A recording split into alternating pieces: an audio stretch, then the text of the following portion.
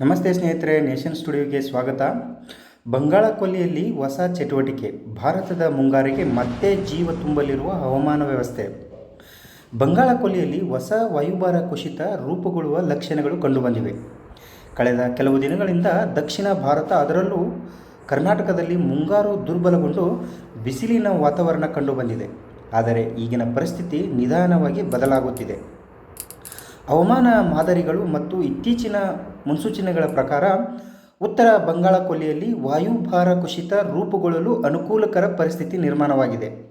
ಇದರಿಂದ ಜುಲೈ 17-20 ನಡುವೆ ದಕ್ಷಿಣ ಭಾರತದ ಹಲವೆಡೆ, ವಿಶೇಷವಾಗಿ ಕರ್ನಾಟಕದ ಉತ್ತರ ಒಳನಾಡು ಹಾಗೂ ಮಲೆನಾಡು ಮತ್ತು ಕರಾವಳಿಯ ಭಾಗಗಳಲ್ಲಿ ಮಳೆಯ ಚಟುವಟಿಕೆ ಹೆಚ್ಚಾಗುವ ನಿರೀಕ್ಷೆ ಇದೆ. ಪೂರ್ವ ಭಾರತದಲ್ಲಿ ಈ ವ್ಯವಸ್ಥೆ ಪರಿಣಾಮವಾಗಿ ಹೆಚ್ಚು ಕಂಡುಬರುವ ಸಾಧ್ಯತೆ ಇದ್ದು, ಅದರ ಪರಿಣಾಮ ದಕ್ಷಿಣ ಭಾರತದತ್ತವೂ ತೇವಾಂಶದ ಹರಿವು ಹೆಚ್ಚಾಗಲಿದೆ. ಹೀಗಾಗಿ ಮಳೆಯ ನಿರೀಕ್ಷೆಯಲ್ಲಿರುವ ರೈತರು ಮತ್ತು ಸಾರ್ವಜನಿಕರು ಮುಂದಿನ 2-3 ದಿನಗಳ ಹವಾಮಾನ ಬೆಳವಣಿಗೆಗಳ ಮೇಲೆ ಗಮನವಿಟ್ಟಿದ್ದು, ಉತ್ತರ ಬಂಗಾಳ ಕೊಲ್ಲಿಯ ಈ ವ್ಯವಸ್ಥೆ ಬಲಗೊಂಡರೆ ಕರ್ನಾಟಕದಲ್ಲೂ ಮುಂಗಾರು ಮತ್ತೆ ಚುರುಕುಗೊಳ್ಳುವ ಸಾಧ್ಯತೆ ಇದೆ. ಮುಂದಿನ ಅಪ್ಡೇಟ್ಗಾಗಿ ವೇಟ್ ಮಾಡ್ತಾ ಇರಿ. ನಮಸ್ಕಾರ, ಧನ್ಯವಾದಗಳು.